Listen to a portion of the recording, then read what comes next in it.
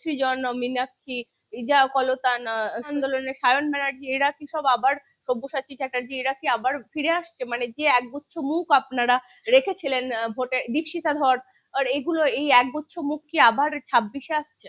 কেউ চলে যায়নি, ফিরে আসছে মানে কি? আমি বলছি আপনি সুজন চক্রবর্তী আবারও কি ময়দানে নামছেন 26? আমি ময়দানে আছি। কংগ্রেস যে এই আপনাদের সঙ্গে এই বছর মানে লড়াই করছেন, একসঙ্গে সমঝোতা হচ্ছেন, এতে কি আপনাদের খুব অসুবিধা হয়ে যাবে? দেখে মনে হচ্ছে অসুবিধা হয়ে গেছে। আইএসএফের সঙ্গে কথা হচ্ছে, চূড়ান্ত পর্যায়ে আছে, নসাদও বলেছে। তার মানে আপনাদের সাথে আইএসএফ থাকছে, হুমায়ুন কবিরের দল কি থাকছে? আমরা বাম ফ্রন্টের সমস্ত শরিকদলগুলোর সঙ্গে দফায় দফায় আলোচনা করে মোটামুটি একটা জায়গায় পৌঁছেছি। একটা দুটো আসন নিয়ে পরিষ্কার বলছি টানা হেঁচড়া আছে। সেটা এক সময় আসাদুদ্দিন ওয়াইসির ভাই আকবরউদ্দিন ওয়াইসি এমএলএ, তখন মুখ্যমন্ত্রীও নয়, সে হায়দ্রাবাদে এরকম বলেছিল কিছুক্ষণের জন্য যদি পুলিশ তুলে দেওয়া হয় তাহলে বাকিটা আমরা হিসেব বুঝে নেব। তার জন্য ইসিআই মামলা করেছিল ওর উপরে। ইসিআই এবং সিও ওনার বিরুদ্ধে এফআইআর করুক, মামলা করুক, যে নির্বাচনের প্রক্রিয়াকে বানচাল করার জন্য এবং এসআইআর ভোটার লিস্টের প্রক্রিয়া সুষ্ঠু মীমাংসার বদলে তিনি উত্তেজনা খোরাক যোগাচ্ছেন এবং একটা নির্দিষ্ট সম্প্রদায়কে আরেকটা নির্দিষ্ট সম্প্রদায়ের বিরুদ্ধে লেলিয়ে দিচ্ছেন। তাহলে উনি যে ধর্ণা মঞ্চ করেছেন, উনি কি ভাগ করার জন্য করেছেন? আমরা তো কদিন আগে কোনো মঞ্চ করিনি, রাস্তায় দাঁড়িয়ে বসেছিলাম, কিন্তু এখানে তো কোনো বিশেষ সমুদায়ের কথা বলা হয়নি। আজকে যে দেখছো শিয়া সুন্নির নামে ইরাক ইরানকে 25 বছর ধরে যুদ্ধ করানো হয়েছিল, তারপর ইরাকের সর্বনাশ হয়েছে, তারপর ইরানের সর্বনাশ হচ্ছে। আর যে তৃণমূলের বিরোধী সে বাংলা বিরোধী কেন হবে? আর যে তৃণমূলের সমর্থক, বাংলার যে সমর্থক, সে তৃণমূলের সমর্থক কেন হবে? বরঞ্চ বাংলার তো সর্বনাশ করে দিয়েছে তৃণমূল। ওটা ধর্ণা মঞ্চ তো নয়, ওটা মমতার উপাসনা স্থল। যারা মমতা বন্দনা করবে তারা ওখানে গেছে। ওখানে ধর্ণা মঞ্চ না দিয়ে ওটা মমতা পূজাস্থল বলতে পারতো। আর তিনি হাইচটি মাহাত্ম করছেন। আমরা তো সেই সমাজকে নিয়ে লড়াই করছি যারা হাইচটিও জোটে না, পুরনো টায়ারকে কেটে তাকে বেঁধে তারপরে চপ্পল বানায়। অধিকাংশ লোকের পায়ে কোনো পাদুকাই জোটে না। আর ওটা তো ডিজাইনার হাইচটি। মুখ্যমন্ত্রী বলছেন একটা সম্প্রদায় যদি একসঙ্গে হয় 1 সেকেন্ড লাগবে 12টা থেকে 13টা বাজিয়ে দিবে। মুখ্যমন্ত্রী কি বলতে চাইছেন এই মুহূর্তে দাঁড়িয়ে? স্টেজ থেকে তিনি উস্কানি দিচ্ছেন। আমার সঙ্গে রয়েছেন সিপিএম এর রাজ্য সম্পাদক মোহাম্মদ সেলিম, কথা বলবো। স্যার, এই রকম ধরনের মন্তব্য করছেন, কি বলবেন? মুখ্যমন্ত্রী হওয়ার যোগ্য নন, কারণ সংবিধান মেনে তবে এইসব পদে আসা হয় এবং শপথ নেওয়া হয়, এবং তখন এটা সংবিধানের যে শপথ বাক্য পাঠ হয় এমপি, এমএলএ, মন্ত্রী, মুখ্যমন্ত্রী, প্রধানমন্ত্রী, রাষ্ট্রপতি, যে আমি কোনো জাত পাত ধর্ম বর্ণ লিঙ্গের ভিত্তিতে কারুর কাছে ভয়ে বা ভক্তিতে বিশেষ কাউকে সুবিধাও দেব না, কারোর বিরোধাচরণ করব না। আর দুই হচ্ছে, আমাদের সংবিধান বলেছে এই ইন্টিগ্রেশনের কথা, সেখানে সেগ্রিগেট করা একটা সমুদায় একটা সম্প্রদায় জাত পাত ভাষা কোনো নামে, তাহলে এই যে লোকে বলে আচ্ছা ও মুসলমান সাম্প্রদায়িক বা ও হিন্দু, তাহলে হিন্দু না, ওটা নাম দিয়ে হয় না। এই যে উচ্চারণ হচ্ছে, এই যে আচরণ হচ্ছে, এই যে ব্যবহার হচ্ছে, তার থেকে বোঝা যায় তিনি কতটা সাম্প্রদায়িক। কারণ একটা নির্দিষ্ট সম্প্রদায়কে ভিত্তি করবে না, তাই অন্য উস্কানি দিচ্ছেন। দ্বিতীয়ত হচ্ছে আইন, আমরা সবসময় চেয়েছি, দেখো এই এসআইআর করার উদ্দেশ্যই ছিল একটা বিভাজনের রাজনীতিকে ফেরত নিয়ে আসা, এবং সেই জন্যই জাতি ধর্ম ভিত্তিক দেখা যাচ্ছে অনেকেরই, মতুয়া মুসলমান অনেকের নাম করে, তোমার বাড়িতে হতে পারে, আমার বাড়িতে হতে পারে মুসলমান, কিন্তু অনেক হিন্দু রয়েছে নাম, যেমন চিফ সেক্রেটারি হয়েছে। তাহলে ওরা চেয়েছিল এই শাসক দলরা যে এটাকে ঘিরে একটা হইচই কাণ্ড হয়ে যাবে, ট্রেন পোড়ানো হবে, বাস পোড়ানো হবে, টায়ার চালানো হবে, হ্যাঁ, তাহলে বিভাজন হয়ে যাবে। একটা হাতে যদি দিতে হয় তাহলে আবার ওই সিএনআরসির সময় যেরকম করা হয়েছিল ওরকম বিভাজন হয়ে যাবে। আর আমরা বামপন্থীরা চেয়েছিলাম যে সব বামপন্থী দল, এমনকি ধর্মনিরপেক্ষ শক্তি, এমনকি যারা মুসলমান সম্প্রদায়ের মতুয়া সম্প্রদায়ের মধ্যে যারা কাজ করে, তারাও কিন্তু এটা ধর্ম বা জাতি ভিত্তিক নয়, এটাকে সংবিধান এবং গণতান্ত্রিক অধিকার এবং ভোটাধিকার হিসেবে দেখুক। তাহলে কি হবে, সবাই এক জায়গায় এসে মিলিত হবে। তাহলে উনি যে ধর্ণা মঞ্চ করেছেন, উনি কি ভাগ করার জন্য করেছেন? আমরা তো কদিন আগে কোনো মঞ্চ করিনি, রাস্তায় দাঁড়িয়ে বসেছিলাম, কিন্তু এখানে তো কোনো বিশেষ সমুদায়ের কথা বলা হয়নি। আজকে যে দেখছো শিয়া সুন্নির নামে ইরাক ইরানকে 25 বছর ধরে যুদ্ধ করানো হয়েছিল, তারপর ইরাকের সর্বনাশ হয়েছে, তারপর ইরানের সর্বনাশ হচ্ছে। তো ধর্মের নামে নয়, এই সাম্রাজ্যবাদী শক্তি বলো, দক্ষিণপন্থী শক্তি বলো, তারা যেটা পাবে মন্দির মসজিদ ভাষা পোশাক খোরাকের নাম করে একটা নির্দিষ্ট সমুদায়কে আর একটা নির্দিষ্ট সমুদায়ের বিরুদ্ধে লেলিয়ে দেবে। এটা আমি বলবো,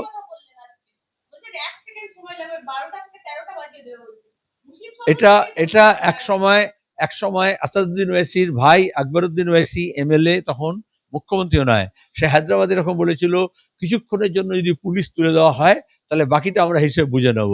তার জন্য ইসিআই মামলা করেছিল ওর উপরে, মোকদ্দমা করেছিল। এখন ইসিআই ফুল বেঞ্চ এখানে আছে, ভোট নিয়ে কথাবার্তা হচ্ছে, এসআইআর সম্পর্কে বলেছেন। আমি চাই তখন দেখবো যে সেটিং আছে কিনা।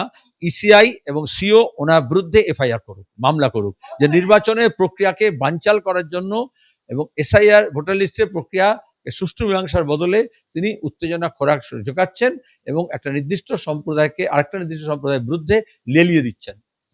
তার মানে কি মুখ্যমন্ত্রী দেখছেন যে কিছু হচ্ছে না রাজ্যে, একটা এই যে উনি বারবার বলছেন রাষ্ট্রপতি শাসনের আশঙ্কা করছেন, তাহলে কি উনি দাঙ্গা লাগাতে চাইছেন? আসলে ওনার যে উনি গণতন্ত্রকে সংকুচিত করেছিলেন, গণতান্ত্রিক অধিকারকে সংকুচিত করেছিলেন, এখন আস্তে আস্তে তার প্রশাসনের অধিকারও আস্তে আস্তে সংকুচিত হয়ে যাচ্ছে।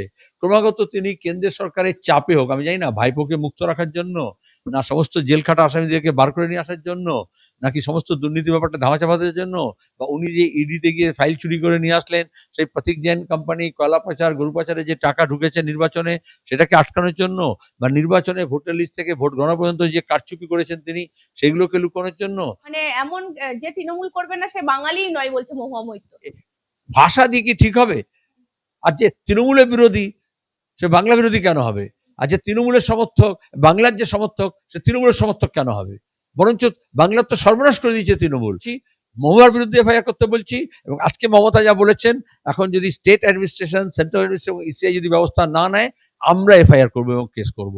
এই ধরনের উত্তেজনার বিরুদ্ধে, সাম্প্রদায়িক বিভাজনের বিরুদ্ধে আমরা চিরকাল লড়ে এসেছি। দেশভাগের আগে, স্বাধীনতার আগে থেকে, স্বাধীনতার পরেও কমিউনিস্টরা এই মিলন ঘটাতে চায় মানুষের মধ্যে, মানুষের সাঁকো তৈরি করতে চায়। সেই সাঁকোকে বা ব্রিজকে যারা ভাঙবে তার বিরুদ্ধে আমাদের ব্যবস্থা নিতেই হবে।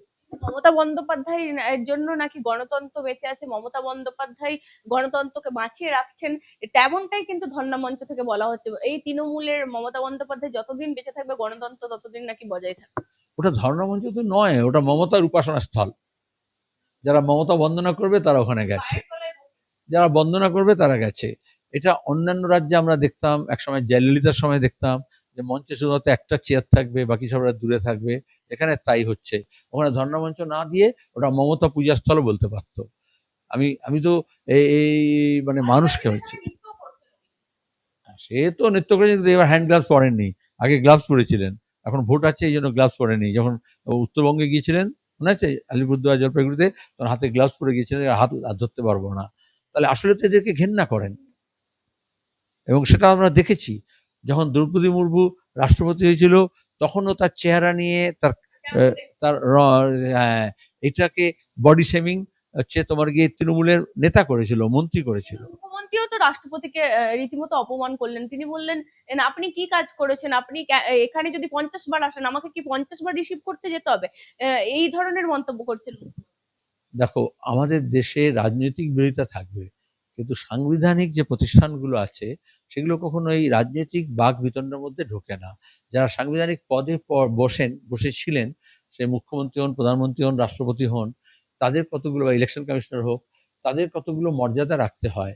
তো আজকে দাঁড়িয়ে সাংবিধানিক প্রতিষ্ঠানগুলোতে এমন লোকজন বসছে যারা এই সংকীর্ণ রাজনৈতিক ধর্মীয় দৃষ্টিকোণ থেকে, জাতিগত দিক থেকে, জাতীয়তার দিক থেকে বিচার করে।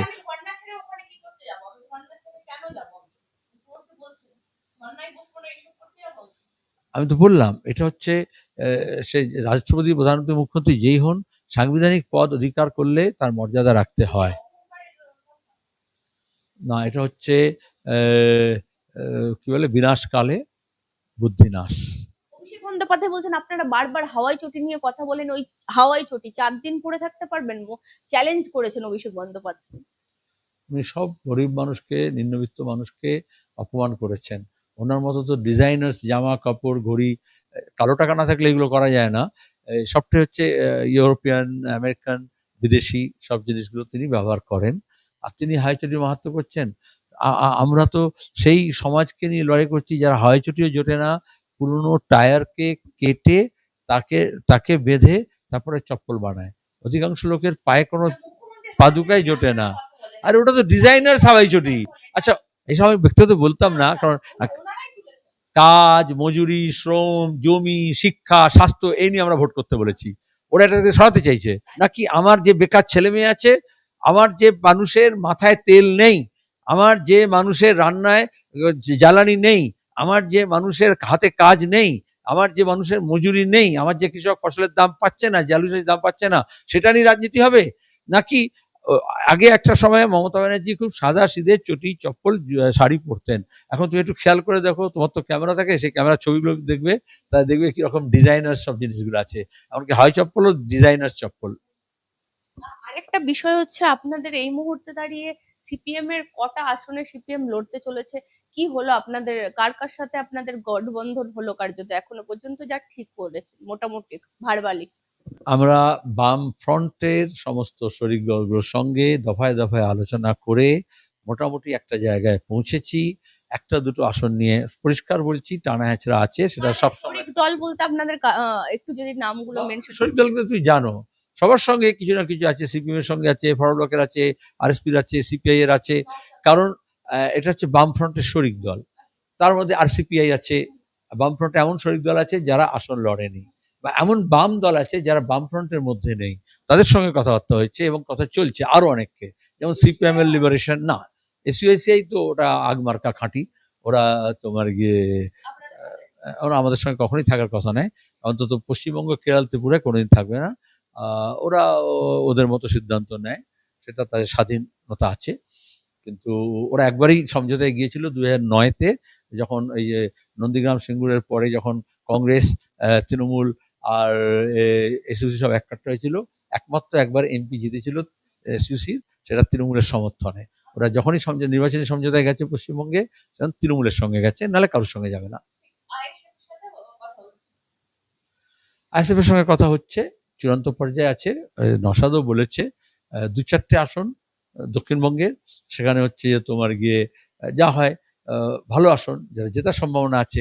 জেতার সম্ভাবনা থাকলে যেটা হয় যে সবাই মনে করে আমরাই লড়বো। আমরা বলেছি এটাকে ভাগ করে নিতে হবে। আপনাদের ক্যান্ডিডেট কি মোটামুটি ঠিক করে নিয়েছেন এখন, যা আপনাদের লিস্ট আছে?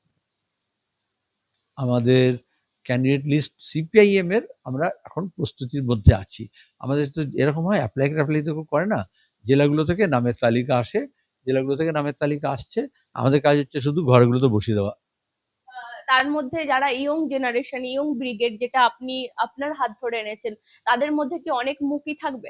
আমার হাত ধরে নয়, আমি যখন ইয়াং ছিলাম তখন অজিত পাজার বিরুদ্ধে লড়েছিলাম, আমি তখন যুব নেতা ছিলাম। আর তো আমি তো প্রথম নির্বাচন লড়েছি কলকাতা উত্তর পূর্বে, যেটা দমদম, সিথি, মানিকতলা, বেলেঘাটা, গোবরা, এই এলাকা নিয়ে, পার্ক স্ট্রিট থেকে দমদম স্টেশন পর্যন্ত।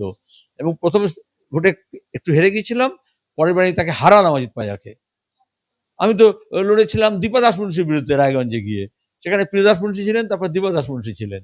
আমি তো এই মধ্য কলকাতায় তোমার গিয়ে সুলতান আহমেদ দীর্ঘদিন ধরে যখন এখানে এমএলএ ছিল, এবং যখন কংগ্রেস আর তৃণমূল একসঙ্গে হয়েছিল 2001-এ, তখন তাকে হারিয়েছিলাম। যখন বিজেপি তৃণমূল এক হয়েছিল তখন অজিত পাজাকে হারিয়েছিলাম কলকাতা উত্তর পূর্ব থেকে, তখন আমি ইয়াং। আর যখন সুলতান আহমেদ, যখন মমতা ব্যানার্জি নাও অ্যান্ড নেভার বলেছিলেন ঠিক আজ থেকে 25 বছর আগে 2001-এ, তখন কংগ্রেস আর তৃণমূল একসঙ্গে হয়েছিল, তখন তার বিরুদ্ধে দাঁড়িয়েছিলাম এবং লড়েছিলাম এবং জিতেছিলাম। সুতরাং আমার হাত ধরে কেউ আসছে না। সিপিআইএম, কমিউনিস্ট আন্দোলন, ছাত্র যুব আন্দোলন, শ্রমিক, কৃষক, মহিলা আন্দোলনের মধ্য থেকে, কর্মচারী শিক্ষক আন্দোলনের মধ্য থেকে নানান প্রজন্মের লোকজন এগিয়ে আসে। ছাত্র যুবের মধ্যে থেকে বেশিরভাগটা অল্প বয়সীরা আসে, কারণ অল্প বয়সীরা এটা করে। এই তো আমরা দেখলে, আমরা ইসিআইতে গেছি প্রতিনিধিত্ব নিয়ে, আমি পলিট ব্যুরো মেম্বার গেছি, সেন্ট্রাল গভর্নমেন্ট মেম্বার গেছি, আর একজন সাধারণ পার্টি মেম্বার গিয়েছে আফরিন। তো অল্প বয়সী, কারণ ইয়াংদের কথা বলতে হবে, নতুন প্রজন্মের ছেলে মেয়েদের ভোটার লিস্টে নাম ঢোকায়নি। 18 বছরের ভোটাধিকার আমরা দিয়েছিলাম বামপন্থীরা, আমরা তখন লড়াই করছিলাম। যেমন ধরুন এই যে সৃজন, মীনাক্ষী, ইজা, কলতান, সৈকত, সৈকত তো সিপিআই হয়ে গেল। হ্যাঁ, আপনাদের এই যে বাম আন্দোলনে সায়ন ব্যানার্জি, এরা কি সব আবার, সব্যসাচী চ্যাটার্জি, এরা কি আবার ফিরে আসছে? মানে যে একগুচ্ছ মুখ আপনারা রেখেছিলেন ভোটে, দীপশিতা ধর, আর এগুলো, এই একগুচ্ছ মুখ কি আবার 26-এ আসছে? কেউ চলে যায়নি, ফিরে আসছে মানে কি। কিন্তু আমরা কাউকে লোকসভায় দাঁড় করাই, কাউকে বিধানসভায় দাঁড় করাই, কাউকে বিধানসভা লোকসভা দুটোতেই দাঁড় করাই। কিন্তু সেটা জেলা, এলাকা, এবং সেখানে আমরা কয়েকটা ক্ষেত্রে কর্তৃপক্ষ কাকে প্রার্থী করবে, ওদের মধ্যে ব্যাপক গন্ডগোল হচ্ছে, বিজেপি তৃণমূলের কে প্রার্থী হবে সেটাকে মাথায় রেখে আমাদের এগুলো সব হাতে আছে। এগুলো তুনে আছে, এগুলো তীর আমরা চালাইনি, আমরা তীর নিক্ষেপ এখনো করিনি, স্বর এখন তুনে আমাদের রয়েছে। এই তীরের মুখে তীরগুলোই তো অভিষেক বন্দ্যোপাধ্যায় এই যে এক গুচ্ছ মুখ সেগুলোই তো টার্গেট করছেন কার্যত, যে এই মুখগুলো আসতেই পারে, তৃণমূল কংগ্রেসে নাকি যেতেই পারে। কল্যাণ ব্যানার্জি তো আবার বলছেন শুধু বিজেপি থেকে নেবো না, বাদ বাকি কমিউনিস্ট থেকে বা এদের থেকে আমরা নিতে পারি। ওদের অবস্থা খারাপ, বাজার খারাপ বলেই। তুমি কখন যাও? যখন তুমি চাল বাড়ন্ত হয় তখনই তো তোমাকে আবার বাইরে থেকে চাল জোগাড় করতে হয়, সংগ্রহ করতে হয়। আবার এটাও বুঝেছে যে পুরনো চাল ভাতে বাড়ে। কিন্তু আচ্ছা, কল্যাণ কদিন তৃণমূলে আছে, কবে বিজেপি যাবে কোনো ঠিক নেই, তার কথা আমি উত্তর দেবো কেন? আর একটা বিষয় হচ্ছে, আমি বলছি আপনি সুজন চক্রবর্তী আবারও কি ময়দানে নামছেন 26? আমি ময়দানে আছি, লড়াইয়ের ময়দানে আছি। না, এবারে কি নির্বাচনের প্রতিদ্বন্দ্বিতা করবেন আবারও? না, আমি এটুকু বলতে পারি, এখন এরকম কোনো সিদ্ধান্ত নেওয়া হয়নি, এরকম কোনো সিদ্ধান্ত এখনো নেওয়া হয়নি। তার মানে আপনাদের সাথে আইএসএফ থাকছে, হুমায়ুন কবিরের দল কি থাকছে? আমি কি বলেছি এর মধ্যে? আমি বলেছি বাম ফ্রন্ট, বাম ফ্রন্টের বাইরে যে বাম দলগুলো আছে এবং আইএসএফ একটা লেফট অফ দ্য সেন্টার দল, সেজন্য তাদের সঙ্গে আমাদের কথাবার্তা হচ্ছে, প্রায় পাকাপোক্ত হয়ে যাচ্ছে, কিন্তু কতগুলো প্র্যাকটিক্যাল সমস্যা আছে সেগুলোকে ওভারকাম করতে হবে। এর বাইরে বিভিন্ন যারা আরো বামপন্থী শক্তি আছে, সামাজিক শক্তি আছে, নানান রকমের পরিবেশ নিয়ে, মহিলাদের নিয়ে কাজকর্ম করে, নদী নিয়ে কাজ করে, তাদের সঙ্গে কথাবার্তা হচ্ছে। আচ্ছা, আরেকটা বিষয় যেটাই খুব ইম্পর্টেন্ট, কংগ্রেস যে এই আপনাদের সঙ্গে এই বছর মানে লড়াই করছেন, একসঙ্গে সমঝোতা হচ্ছেন, এতে কি আপনাদের খুব অসুবিধা হয়ে যাবে? দেখে মনে হচ্ছে অসুবিধা হয়ে গেছে। কংগ্রেসের অসুবিধা হতে পারে, কারণ কংগ্রেসের তলার লোকেরা চেয়েছিলেন একসঙ্গে হোক, কিন্তু কংগ্রেসের এআইসিসি বা পিসিসি সিদ্ধান্ত করেছে যে হবে না। সেটা কংগ্রেসকে সেই তার দলের কর্মীদের কাছে জবাবদিহি করতে হবে। কিন্তু আমরা সেই কংগ্রেসের সাধারণ কর্মীদের কাছে আবেদন করছি যে আমাদের অবস্থান একই জায়গায় দাঁড়িয়ে আছে, আমরা তৃণমূল বিরোধী সমস্ত শক্তিকে এককাট্টা করতে হবে। মানে এখনো পর্যন্ত কংগ্রেসের থেকে আপনারা কোনো সাড়া পাননি, কংগ্রেসের সাথে কি জোট হবে আর আপনাদের? না, ওদের সারা শব্দ পাওয়ার কথা নয়, কারণ ওদের সিদ্ধান্ত করে ঘোষণা করে দিয়েছে, ওদের মতো ওরা নেতারা ঘোষণা করে দিয়েছে, এবার কর্মীদের অবস্থান ঠিক করতে হবে। আর একটা বিষয় সবশেষ, রাহুল গান্ধীর একটা মন্তব্য চাঞ্চল্য ফেলেছে, কার্যত আপনাদেরকে বলছেন যে সিজেপি আপনারা মানে সিপিএম বিজেপির সঙ্গে, কারণ কেন কেরালার যিনি মুখ্যমন্ত্রী আছে তিনি অ্যারেস্ট হন না, তার বিরুদ্ধে এত দুর্নীতি, কিন্তু অরবিন্দ কেজরিওয়াল অ্যারেস্ট হয়ে যান, হেমন্ত সোরেন অ্যারেস্ট হয়ে যায়, বারবার করে এই কথাগুলো রাহুল গান্ধী বলেছেন, আপনাদেরকে সিজেপি বলেছে। 3 জন এসপি কে মমতা ব্যানার্জি লাগিয়েছিলেন 11-র পরে, শুধু মোহাম্মদ সেলিমের বিরুদ্ধে একটা এফআইআর করার জন্য। যেহেতু আমি মাইনরিটি ডেভেলপমেন্ট ফাইন্যান্স কর্পোরেশনের চেয়ারম্যান ছিলাম, পুরো সমস্ত কিছু তারা ঘেটেছে, তারপরে একটা বার করতে পারেনি 1 নয়া পয়সা হিসেব। বড় বড় পত্রিকায় বাইরে বড় করে লিখে দেওয়া হয়েছিল মোহাম্মদ সেলিমের বিরুদ্ধে এফআইআর হবে, আগে থেকে বলে দেওয়া হয়েছিল। 3 জন এসপি কে বদলি করেছিলেন যে একটা এফআইআর করতে পারো না, একটা কিছু বার করতে পারো না। আমি শুধু আমার কথা নয়, সূর্য মিশ্রের বিরুদ্ধে কত তল্লাশি করা হয়েছিল যখন রাজ্য সম্পাদক সম্মেলন হচ্ছিলেন বলে, কিন্তু একটাও বিজেপি বা তৃণমূল কোনো সিপিআইএম এর নেতা কর্মীদের বিরুদ্ধে কোনো কেস দাঁড় করাতে পারেনি। কমিশন করেছিলেন। রাহুল গান্ধী কি করে সিজেপি বলছেন? যে বুদ্ধি হলে এখানে যে জোট মানুষ চাইছিল, কিন্তু রাহুল গান্ধী বললো না, হবে না, কারণ ওরা মনে করে যে বিজেপি থেকে লড়ার থেকে বেশি কমিউনিস্টদের বিরুদ্ধে লড়ার বেশি বড় কাজ। এই জন্যই তো কংগ্রেস এরকম অসুবিধা হয়েছে। আমরা স্বাধীনতার আগে থেকে কংগ্রেসকে বলছিলাম যে তোমরা তোমার গিয়ে কার বিরুদ্ধে লড়ছে এটা স্পষ্ট করো। সেটা যদি স্পষ্ট না হয়, তোমার শত্রু যদি স্পষ্ট না হয়, তাহলে তোমার অনেক দিক থেকেই তুমি এদিক ওদিক স্বর নিক্ষেপ করবে। আমি বিচারকের আসনে বসিনি, আমি কোনো অ্যাডজুডিকেশনের কারণ আমাকে পাঠাচ্ছ রাহুল গান্ধীকে, আমি অ্যাডজুডিকেট করছি না, কিন্তু আমি এটুকু বলতে পারি যে আজকে তুমি একটা নয়া ফাঁসিবাদী আক্রমণ হচ্ছে, তুই কার বিরুদ্ধে লড়ছো? কেরালায় কমিউনিস্টরা লড়েছিল বলেই এতদিন ধরে কেরালার সমাজ, কেরালার শিক্ষা, কেরালার সাহিত্য সংস্কৃতি, যেখানে দাঁড়িয়ে গোটা উত্তর ভারত, গান্ধীজির গুজরাট থেকে নেহরুজির উত্তরপ্রদেশ, ইন্দিরাজির রায়বেরেলি, আর এই তোমার গিয়ে আমেঠি, এই সব চলে গেল বিজেপির হাতে। কিন্তু এখনো দাঁড়িয়ে কেরালা কেন আছে? তখন গান্ধী পরিবারকেও এমপি হতে গেলে কেরালায় যেতে হয়। আর এখানে যেমন তৃণমূল সবাইকে এক কাট্টা করে নিয়ে কমিউনিস্ট খাওয়া করেছে, তাহলে দক্ষিণপন্থীরা আসবে, ওখানেও সবাইকে এক কাট্টা করে চাইছে যে কমিউনিস্টকে খাদানো হোক। এটা দক্ষিণপন্থী রাজনীতির পরিচয়।